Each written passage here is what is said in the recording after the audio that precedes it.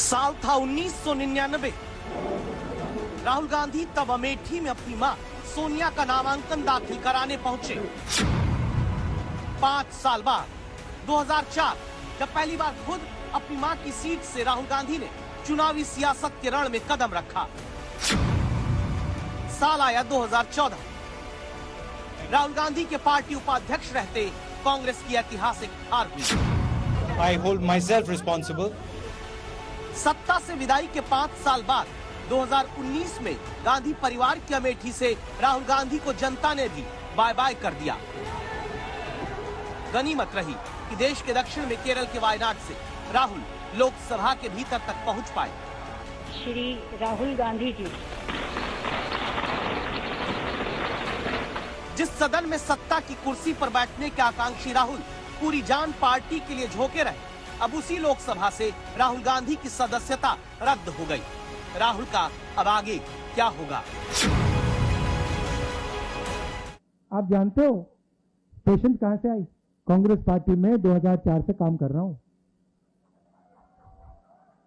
Patient नहीं आएगी तो क्या आएगी? राहुल गांधी को बहुत ज्यादा धैर्य की जरूरत पड़ सकती है। वजह मोदी सरनेम पर 2019 के बयान पर 2023 में मानहानि के केस में सूरत की अदालत ने 2 साल की सजा राहुल गांधी को सुनाई। इसीलिए राहुल की लोकसभा सदस्यता चली गई। अब धैर्य की जरूरत इसलिए क्योंकि राहुल को भी सदस्यता बचाने के लिए लड़ना है। राहुल को वायनाड में उपचुनाव कराने से रोकने के लिए लड़ना है। राहुल को कोर्ट से मिली सजा के खिलाफ लड़ना है। राहुल को जेल जाने से बचने के लिए लड़ना है। राहुल को 8 साल तक चुनाव लड़ने से रोक के खतरे के खिलाफ लड़ना है। राहुल को इस आरोप से भी लड़ना है कि उन्होंने ओबीसी जाति के लोगों का अपमान किया। जिस केस का स्टे कंप्लेनेंट ने खुद मांगा था, 1 साल से स्टे था। अडानी पे जो भाषण दिया मेरे भाई ने, उसके बाद अचानक उस कंप्लेनेंट ने उस केस को जिंदा क्यों किया? ये सरकार अडानी पे जवाब देना नहीं चाहती, डरती है इन सवालों से। इसीलिए ये पूरी प्लानिंग के तहत किया गया है ताकि राहुल जी संसद से निकल जाए। देखिए मैंने कहा है कांग्रेस लड़ेगी, राहुल जी लड़ेंगे, हम सब लड़ेंगे। ये हमारे रगों में जो खून दौड़ता है ना, ये शहीदों का खून है। सुन लीजिए, जिस खून को आप बार बार परिवारवादी कहते हैं, बार बार आप आलोचना करते हैं, बार बार आप शब्द इस्तेमाल करते हैं, ये खून बहा है इस देश के लिए, ये पीछे हटेगा नहीं।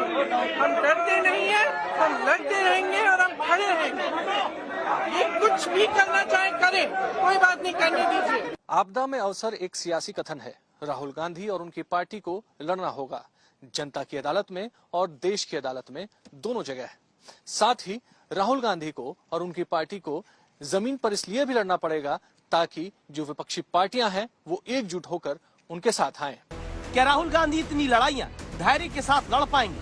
आज तक संवाददाता मौसमी सिंह ये सवाल कांग्रेस अध्यक्ष से पूछती है। राहुल जी बड़े धैर्य के साथ, संयम के साथ इसका मुकाबला करेंगे। वो पहले भी करते हुए आए हैं, आगे भी करेंगे। पूरी पार्टी उनके साथ है। एक नेता को उसकी छवि खत्म करने के लिए ये कोशिश कर रहे हैं, ये होने वाली बात नहीं है।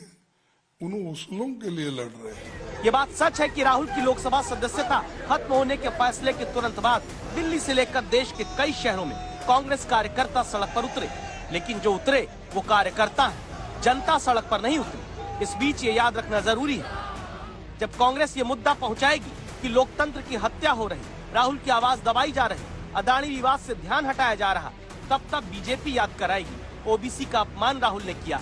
राहुल गांधी देश को अपमानित करते हैं, राहुल गांधी को राष्ट्रीय हितों की चिंता नहीं। यही दर्शाता है कि वो राहुल जी का मुंह बंद करना चाहते हैं। राहुल जी को सदन से बाहर अगर निकालेंगे तो उनको बोलने वाला कोई नहीं रहेगा, ऐसा उन्होंने एक तर्क बना लिया है। लेकिन राहुल जी जो अंदर बोलते हैं वो बाहर भी बोलते रहेंगे। भारत की जनप्रतिनिधि कानून 1951 के तहत किसी भी सदस्य को अगर सजा होती है तब उसकी सदस्यता चली जाती है।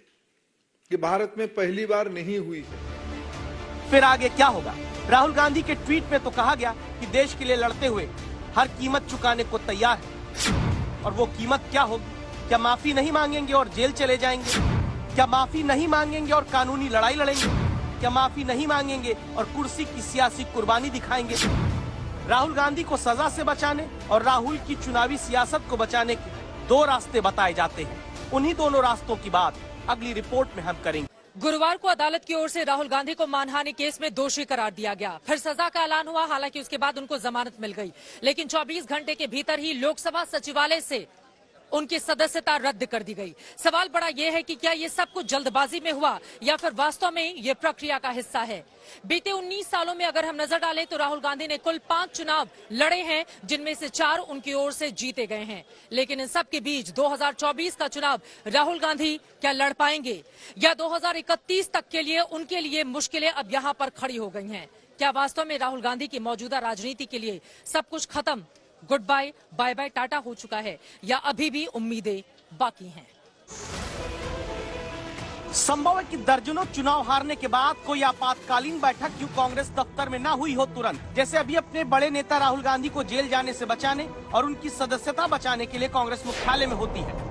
चाहे भाजपा के स्पोक्स पर्सन हो, चाहे मंत्री हो, चाहे उनके सांसद हो, चाहे प्रधानमंत्री खुद, सुबह से शाम तक वो मेरे परिवार के बारे में, राहुल जी के बारे में, मेरे पिताजी के बारे में, मेरी माताजी के बारे में, इंदिरा जी के बारे में और पंडित जी नेहरू जी के बारे में कुछ न कुछ आलोचना करते रहते हैं, कुछ न कुछ अपशब्द इस्तेमाल करते हैं। ये सिलसिला पुराना है, सब पूरा देश जानता है, पूरा देश देखता है। ठीक है, उनके खिलाफ किसी जज ने किसी 2 साल का सेंटेंस नहीं दिया, उनको डिस्क्वालीफाई नहीं किया।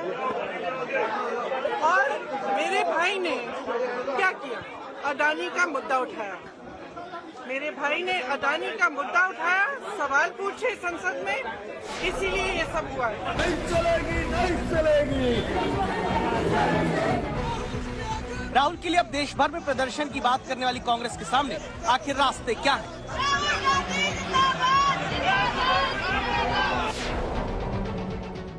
सवाल यही है कि राहुल की चुनावी राजनीति बचाने के लिए क्या करना होगा।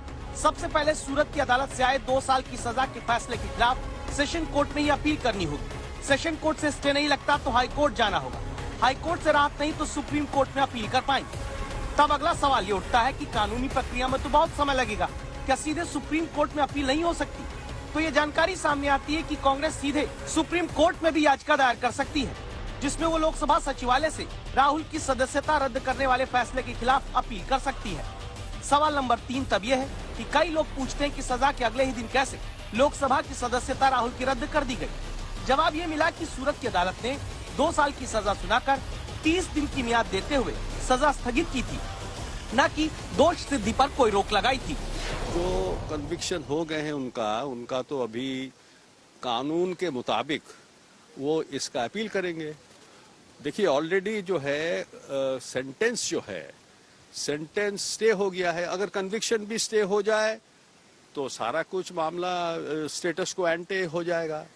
तो ये तो टाइम का बात है। ये आज ही बहुत शोर शराबा हो रहा है, लेकिन जब जाएंगे, जब उच्चतम न्यायालय तक जाएगा ये मामला, जब न्यायालय में और भी जाएगा तो ये तो मतलब ये कार्रवाई तो होते रहेंगी और ये अपीलेट कोर्ट को इसको भी सस्टेन करना पड़ेगा।